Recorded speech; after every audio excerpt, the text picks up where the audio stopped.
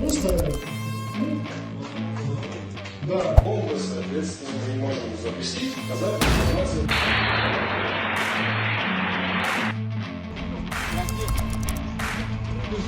Также пригонил судьи тех, кто совершил многочисленные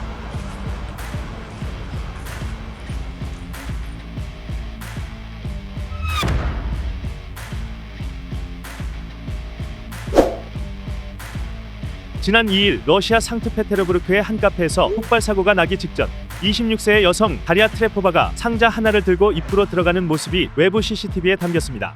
내부에서 촬영된 영상에서 트레포바는 기회를 엿보듯 청중 속에 앉아 있는데요. 곧이어 청바지에 어두운 색 티셔츠를 입고 있는 유명 군사 블로거 블라들렌 타타르스키에게 이 상자를 선물로 건넸습니다. 타타르스키는 상자 안에서 자신의 모습을 본뜬 황금색 흉상을 꺼내들고 웃으면서 농담을 던지는데요. 잠시 후 이 흉상 안에 들어있던 200g 이상의 TNT가 터지면서 큰 폭발이 일었고 끔찍한 사고로 이어졌죠. 내부에서의 폭발 충격이 얼마나 컸던지 카페 외부 유리창과 캐노피가 모두 날아갈 정도였습니다. 사고로 숨진 타타르스키는 우크라이나 동부 도네츠크 출신으로 본명은 막심 포민입니다. 그는 2014년 러시아가 크림반도 강제 병합을 위해 침공했을 때 우크라이나를 빠져나와 민병대에서 활동하다가 러시아로 탈출, 타타르스키라는 필명을 채택하고 군사블로거 활동을 시작했습니다. 텔레그램 채널에서 56만 명 이상의 독자를 거느린 유명 블로거로 성장해 러시아군의 작전과 인사 등을 알리고 전장을 취재하며 러시아군의 사기를 높이기도 했죠. 러시아 국방부와 와그너 그룹이 이끄는 전쟁을 충성스럽게 옹호해온 결과 그는 취재 중에도 소총을 비롯한 완전 무장을 제공받는 유명 언론인이었습니다. 러시아에서 가장 악명 높고 널리 알려진 군사블로거를 제거하는 것은 우크라이나 입장에서 분명한 선전 가치가 있기 때문에 이번 사건의 배후에 우크라이나 정부가 있을 것이란 추론이 자연스럽게 힘을 얻고 있습니다.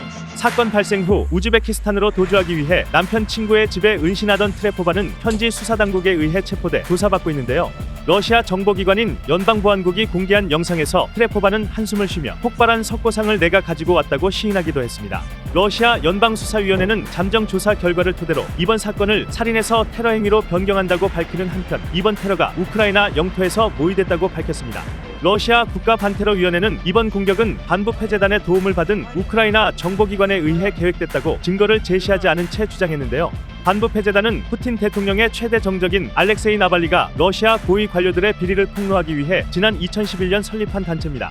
이번 사건 배후를 우크라이나뿐 아니라 나발리 지지자들로 확대시키려는 것으로 해석할 수 있습니다. 푸틴 대통령도 한 수 거들어 용기와 용감성을 보여준 타타르스키에게 용맹훈장을 수여하라고 지시했죠. 반면 우크라이나는 러시아에 몰아가기를 두고 볼 수 없다는 입장입니다. 미하일로 포돌야크 우크라이나 대통령 고문은 러시아 내분의 산물이라며 러시아 국내에서 계획된 테러라고 주장했는데요. 이어 러시아가 점점 더 고립되고 정치적 다툼이 증가하면서 범위들이 항아리 안에서 서로를 잡아먹고 있다며 구소련 시절의 고전, 즉 암살과 정치 탄압이 난무하던 시절로 돌아가고 있다고 말했습니다. 미국 싱크탱크인 전쟁연구소는 이번 암살에는 최근 러시아 군 당국을 향해 많은 불만을 드러냈던 와그너 그룹 수장 프리고진에 대한 경고의 의도가 있을 수 있다고 지적했는데요. 실제로 폭발 사고가 난 카페가 프리고진 소유의 카페였고 러시아 보안기관이 그동안 표적을 제거하기 위해 소형 폭탄을 자주 활용했다는 점도 주장에 대한 신빙성을 높여주고 있습니다. 프리고진은 타타르스키를 와그너 용병그룹 대원으로 사후 등록했다고 밝히는 한편 타타르스키에 대한 좋은 기억이란 문구가 새겨진 러시아 국기를 바흐무트에 개항했다며 영상을 공개했죠. 우즈베키스탄에서 망명 생활을 하고 있는 트레포바의 남편 드미트리 릴로프도 아내 혼자서 이런 일을 할 수 없었을 것이라고 확신한다며 FSB가 짜놓은 판에 아내가 활용됐다고 주장했습니다.